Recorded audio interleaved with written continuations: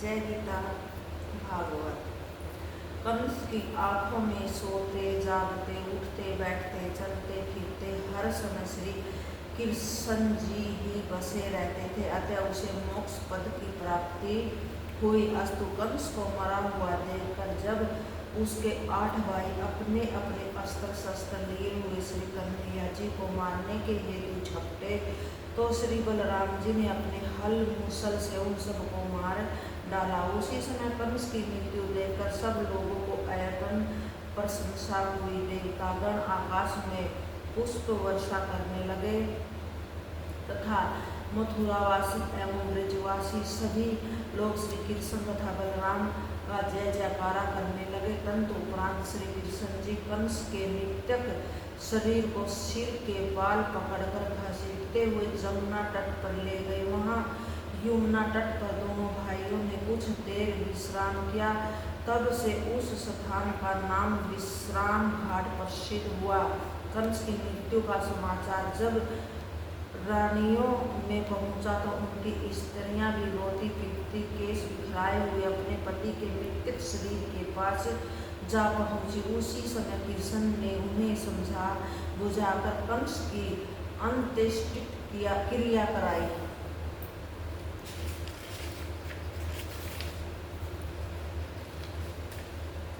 श्री सुखदेव जी बोले कि हे राजन, कंस आदि का क्रियाक्रम हो जाने पर कृष्णचंद्र जी तथा बलराम जी बंदी घर में अपने माता पिता के पास जा पहुँचे। जिस समय उन्होंने उनके हाथ पाँव की हथकड़ी बेड़ी कटवाकर उनके चरणों पर अपना मस्तक रखा, उसी समय देवकी ने रोते रोते कहा कि हे प्राण प्यारे, तुम 12 वर्ष तक कहाँ रहे? मैं तो तुम्हें अपनी गोद में भी नहीं फैला सकी। माता के ऐसे करुण वचन सुनकर श्री कृष्ण जी ने हाथ जोड़कर उत्तर दिया कि हे माता, मैं अभागा जन्मा कि मेरे कारण आप लोगों को इतना कष्ट उठाना पड़ा। जब आप मुझे गोकुल में पहुंचा आए तो मैं ब्रह्मवंश हो गया, इसीलिए अब तक आपके पास नहीं आ सका। मुझे सदैव यह इच्छा बनी रहती थी कि जिस माता ने मुझे जन्म दिया वह मुझे देख भी नहीं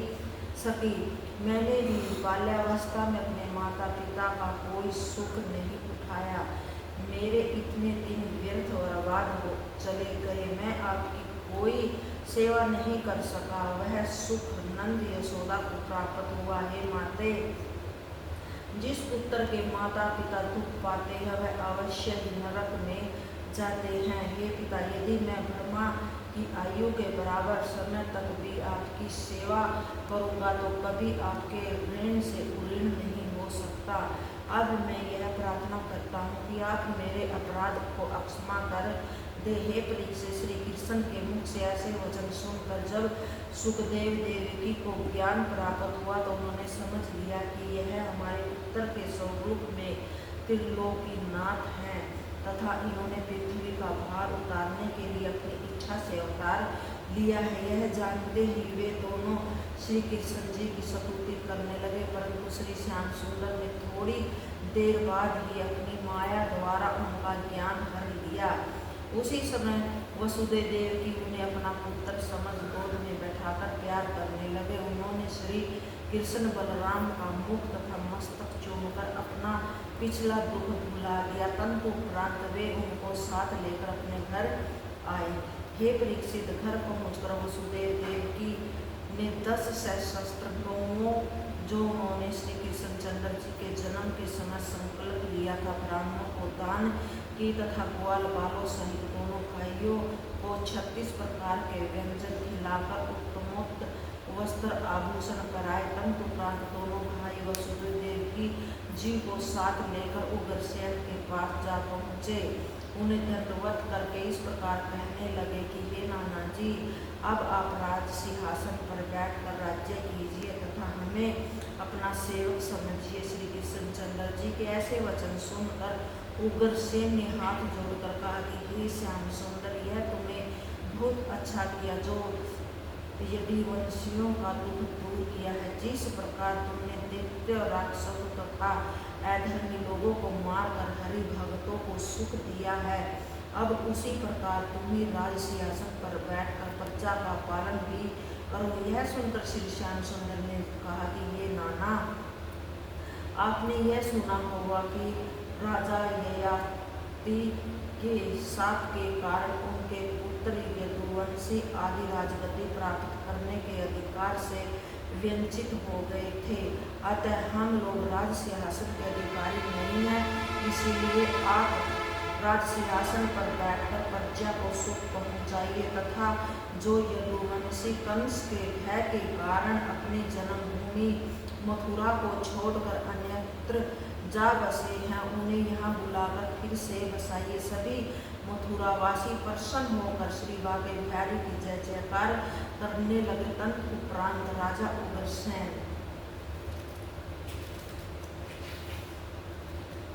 की आज्ञा से सब यदुवंशी भी मथुरा में लौट आए। श्री कृष्ण जी तथा बलराम जी राजा उग्रसेन एवं वसुदेव की को अपने साथ लेकर नंदराय जी के डेरे को चल दिए। श्री श्याम सुंदर वहां पहुंचकर नंदराय जी से हाथ जोड़कर इस प्रकार कहने लगे कि हे बाबा, आपने अब तक मेरा पालन पोषण किया, अतः मैं आपसे किसी प्रकार ऋणी नहीं हो सकता। यह सुनकर नंद जी चौंकते हुए बोले कि हे कन्हैया, यह तू क्या कह रहा है? श्री कृष्ण ने उत्तर दिया कि हे बाबा, आपने पुत्र के समान मेरा प्रतिपालन करके सुख पहुँचाया है। अस्तु मैं कहीं भी रहूं सदैव आपका ही पुत्र कहलाऊंगा।